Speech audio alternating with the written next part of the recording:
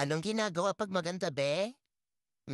Chine-check out, hindi in-add to cart. 'Pag in-add to cart mo yan, hindi yan darating sa inyo. Pero 'pag chineck out mo, hintayin mo lang may darating kang parcel, be. At tsaka deserve mo 'to. Malay mo napaaga lang, pero deserve mo yan. Advance lang kumbaga. Tsaka napansin mo, bumabalik din naman yung pera sa inyo. Ang maganda, may bago kang ganito. Magagamit mo naman siya araw-araw. Makikita mo inspirations mo, kumbaga, motivations din. Oh, check out na. Habang available pa, bahala ka.